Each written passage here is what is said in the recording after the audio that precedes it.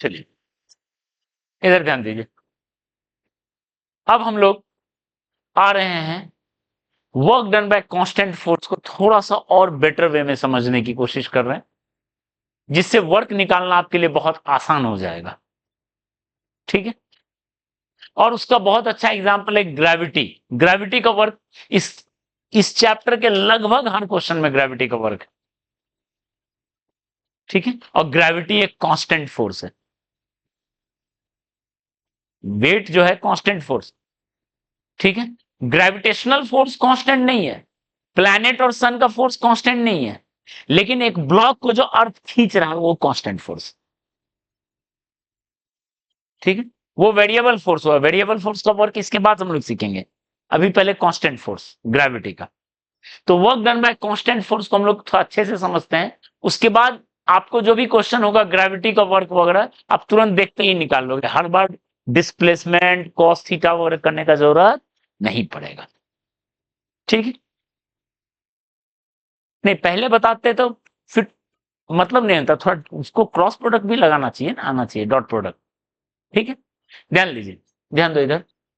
Constant force का work done हमने क्या देखा था, F dot S, F S cos theta. इस पॉइंट को थोड़ा सा समझेंगे।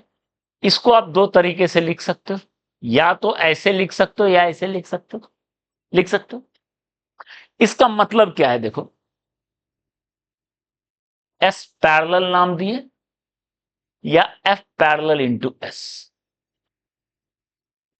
इसका क्या मतलब है, एफ है ऐसे, एस है ऐसे,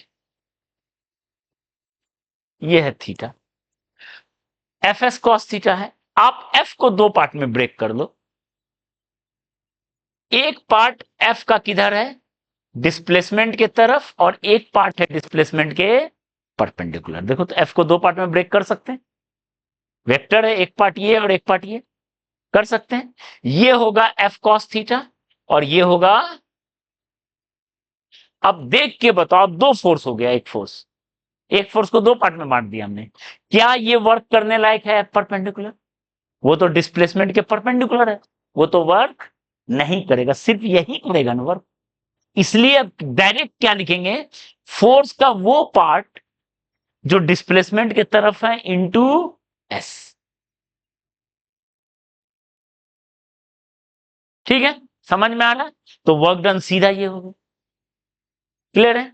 कई बार डिस्प्लेसमेंट का उल्टा होता है, जैसे मान लो ऑब्ट्यूज एंगल रहता है एफ, ये ऑब्ट्यूज एंगल रहता है, तो एफ का एक पार्ट ऐसे, एफ पैरेलल और एफ परपेंडिकुलर।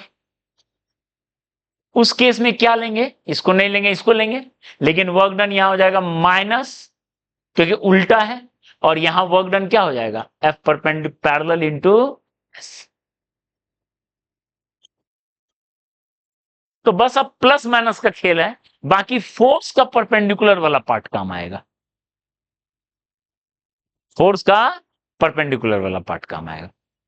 ठीक है, तो आप फोर्स को ब्रेक कर दो, चाहो तो आप डिस्प्लेसमेंट को भी ब्रेक कर सकते हो। देखो यही है, इसको आप क्या करो, एस का इधर वाला पार्ट हो गया एस पैरेलल, इधर वाला पार्ट हो गया एस परपेंडिकुलर, ये पार्ट हो गया एस कॉस थीटा जो फोर्स के तरफ है,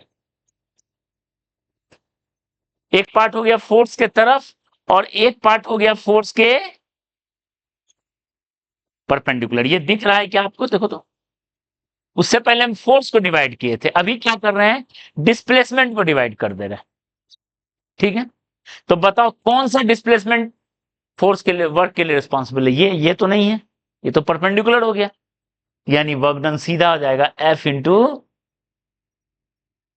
अब इसी में साइन वगैरह देख लो, दोनों एक तरफ है। अगर मान लो यही उल्टा रहता, एस पैरेलल ऐसा रहता, एफ ऐसा रहता, तो वर्क डन क्या लिखते।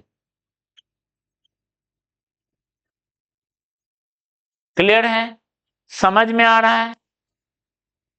ठीक है, तो इससे पहले वाला एग्जाम्पल में हम लोग दोनों को अप्लाई कर लेते हैं, दोनों को अप्लाई कर लेते हैं। देखो दोनों तरीका लगा सकते थे, एम जी था ऐसे, देखो एम जी था ऐसे, डिस्प्लेसमेंट था एस ऐसे। ठीक है, ये था 90 माइनस थीटा,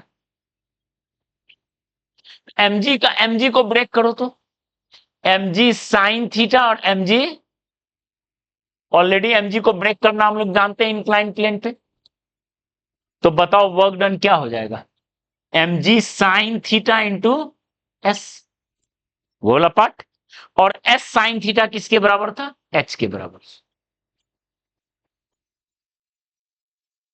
ठीक है, या फिर अगर एस को ब्रेक करो, एस का ये पार्ट था H, that is S sine theta, और ये part B that is S cos theta. S को दो पार्ट कर दिए और एमजी है ऐसे, तो बताओ वर्क का लिए कौन रिस्पॉन्सिबल होगा, ये वाला है। यहां हमने फोर्स को ब्रेक कर लिया, यहां डिस्प्लेसमेंट को ब्रेक कर दिया, ये नहीं आएगा, तो सिंपल आ जाएगा work done equal to M G S sine theta, और एस साइन थीटा किसके बराबर,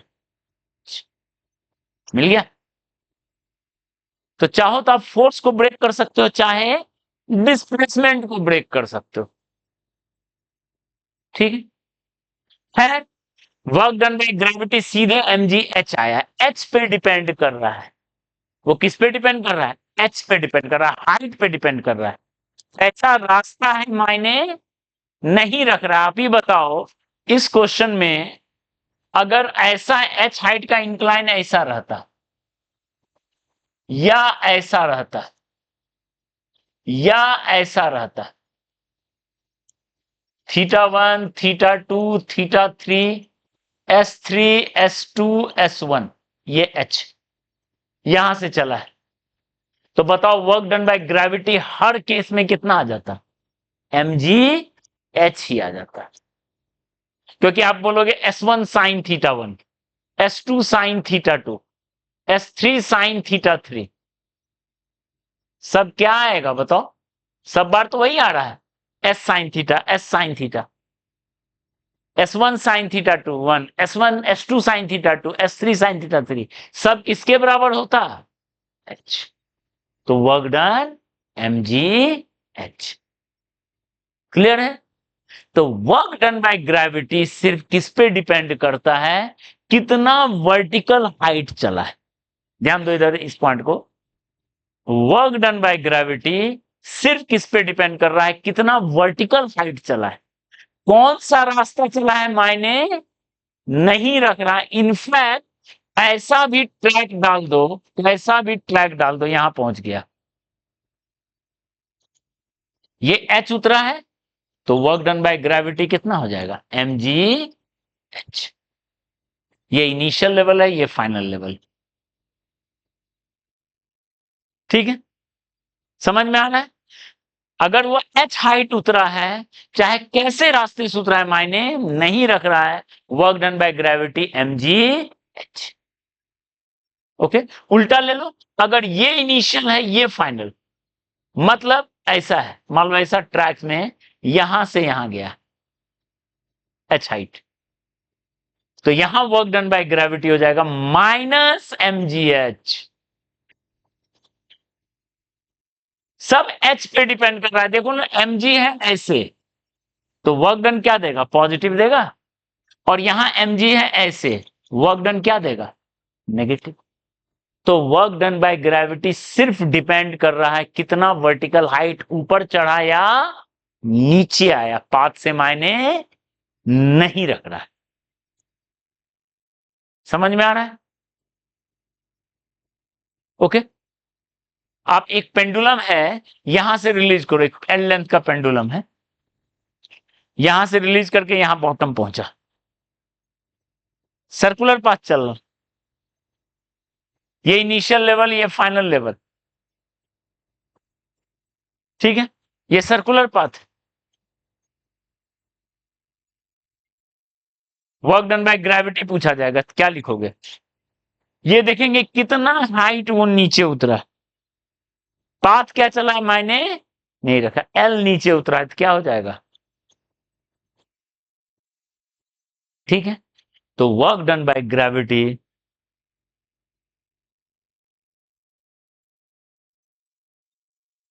is independent of path,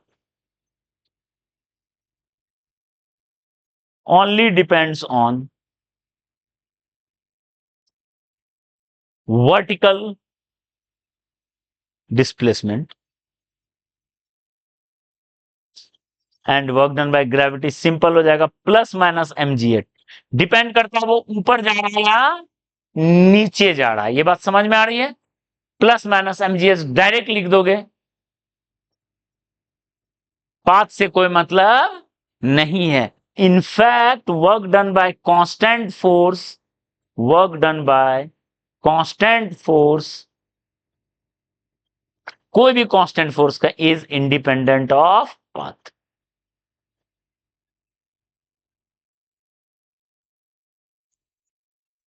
कोई भी कांस्टेंट फोर्स का वर्क जो होता है वो इंडिपेंडेंट ऑफ पाथ होता है, इसको हम समझाते हैं।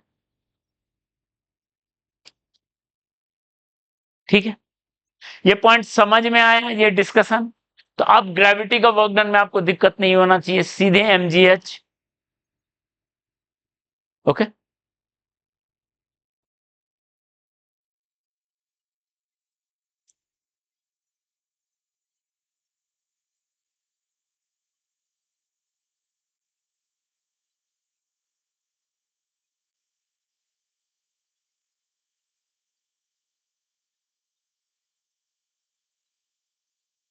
ठीक है, कंक्लूजन समझ में आया। प्लस माइनस mgh डिपेंड करता है वो ऊपर जा रहा है तो माइनस और नीचे आ रहा है तो प्लस। किस रास्ते से गया है मायने नहीं रख रहा है ग्रेविटी का। इनफैक्ट कोई भी कांस्टेंट फोर्स का वर्क डन जो है पाथ से कोई मतलब नहीं रखता है। देखो ना, हम हमारे पास फॉर्मूला ही था work done by constant force. देखो, work done by constant force जो था, क्या लिख रहे थे, एफ डॉट एस आ रहा था, ये डिस्प्लेसमेंट है। और डिस्प्लेसमेंट को आपको पता है पाथ से मतलब नहीं होता है। और फॉर्मूला में भी देखो ना, X final minus X initial, Y final minus Y initial. देखिए यहां से यहां चला है, बहुत सारा रास्ता हो सकता है जाने का, बहुत सारा रास्ता हो सकता है। ये इनिशियल है, ये फाइनल है, तो हम क्या लिख रहे हैं, फाइनल माइनस इनिशियल। अब ये कहां बोल रहे हैं कि किस रास्ते से जा रहा है। हर रास्ते के लिए इनिशियल फाइनल सेम है, तो वर्क डन हर रास्ते के लिए क्या आएगा, सेम आएगा। Work done is independent, is doesn't depend on path. Path पे डिपेंड नहीं कर रहा है, देख लो, हर रास्ते से सेम आएगा। हम क्या लिख रहे हैं, फाइनल माइनस इनिशियल। कहां पाथ के बारे में कोई मेंशन कहां कर रहे हैं, हम देख रहे हैं कि 2 से 5 गया है, 2 से 5 किस होके गया है, कहां मतलब। ठीक है, तो कांस्टेंट फोर्स का वर्क डन पाथ पे डिपेंड नहीं करता है। और तो और अगर डिस्प्लेसमेंट जीरो है मतलब if returns to original position,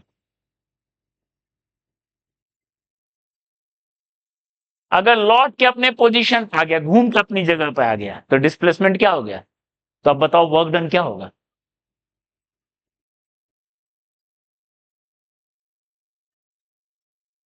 ठीक है, समझ में आया। डिस्प्लेसमेंट जीरो तो वर्क, और पाथ से मतलब नहीं है। और इसका एक एग्जांपल ग्रेविटी, ग्रेविटी को पाथ से कोई मतलब, क्लियर है। पर सेम चीज हम वेरिएबल फोर्स के लिए नहीं कह सकते कि वेरिएबल फोर्स में घूम के अपनी जगह आ गया तो वर्क डन जीरो होगा। नो, वेरिएबल फोर्स का वर्क डन के लिए हम सेम चीज नहीं कह सकते हैं। वो पाथ पे डिपेंड कर भी सकता है, नहीं भी कर सकता है। क्लोज पाथ में वर्क डन जीरो हो भी सकता है, नहीं भी हो सकता है। वी कैन नॉट से same conclusion for variable force. हम लोग ऐसा वेरिएबल फोर्स के लिए कंक्लूजन नहीं कर सकते हैं। ठीक है, इट मे और may not depend on path, and for close path it's work, अब बोलोगे सर डिस्प्लेसमेंट तो जीरो है, वर्क जीरो होगा, वो कांस्टेंट फोर्स के लिए, वेरिएबल के लिए प्रोसेस अलग होता है निकालने का, ठीक है। For close path it's work मे और मे नॉट बी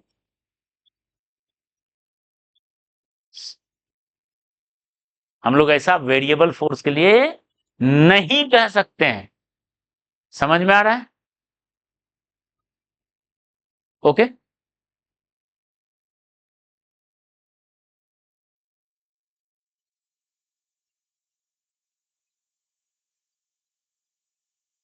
ठीक है, तो वेरिएबल फोर्स को हम लोग पढ़ेंगे डिटेल में। बाकी इस लॉजिक के बेसिस पे हम फोर्स को दो कैटेगरी में बांट सकते हैं। On given logic we can categorize force in two types. पहला कंजर्वेटिव फोर्स,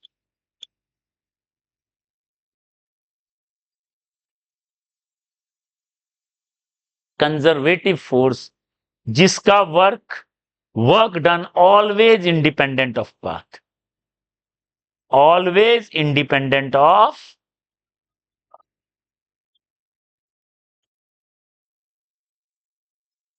फोर्स का वर्क जो है पाथ से कोई मतलब नहीं है, depends only on initial and final positions, ठीक है। And work done in close path must be zero, all close paths, सारे क्लोज पाथ में उसका वर्क क्या होगा, हमेशा जीरो। ऐसा जो फोर्स है उसको कहेंगे conservative. It it may be constant, may be variable, may be constant, may be variable. वो कांस्टेंट फोर्स भी हो सकता है, वेरिएबल फोर्स भी हो सकता है, ठीक है। एग्जाम्पल जैसे ग्रेविटी कांस्टेंट फोर्स है, कंजर्वेटिव है, वेरिएबल फोर्स आगे पढ़ेंगे तो समझ में आएगा, समझ में आया। और दूसरा टाइप हो गया नॉन कंजर्वेटिव। तो नॉन कंजर्वेटिव का क्या क्या कहेंगे, वर्क डन पाथ पे डिपेंड कर जाता है और क्लोज पाथ में जीरो नहीं होता है, हर क्लोज पाथ में, ठीक है। मतलब वर्क डन एक रास्ते से 10 जूल निकला तो दूसरे रास्ते से 20 जूल निकलेगा, वर्क डन पाथ पे डिपेंड कर रहा है, उसको क्या कहेंगे, नॉन कंजर्वेटिव फोर्स, ठीक है। Work is path dependent and for close path it may not come to zero. Close path में जीरो होना जरूरी नहीं है, कोई पाथ में जीरो हो भी जाता है, किसी में जीरो नहीं भी होता है, ठीक है। लेकिन कंजर्वेटिव है तो हर क्लोज पाथ में गारंटेड है कि वो क्या होगा, तो ये है कैटेगरी कंजर्वेटिव और नॉन कंजर्वेटिव। नॉन कंजर्वेटिव का एक एग्जांपल फ्रिक्शन, और कंजर्वेटिव का एक एग्जांपल ग्रेविटी वेट। आगे हम लोग पढ़ें स्प्रिंग फोर्स, ये सब non conservative. Spring force conservative है, electric force conservative, gravitational force planet के बीच का फोर्स सब कंजर्वेटिव है, ये कंजर्वेटिव सब कंजर्वेटिव है, ठीक है। जो 9th में पढ़े हो G m1 m2/r², वो कंजर्वेटिव है, ठीक है। वेट mg कंजर्वेटिव है, स्प्रिंग फोर्स कंजर्वेटिव है, लेकिन काइनेटिक फ्रिक्शन नॉन कंजर्वेटिव है, ठीक है। काइनेटिक फ्रिक्शन लिखो, काइनेटिक। तो इस बेसिस पे हम लोग वर्क डन को डिवाइड करते हैं। क्लियर है?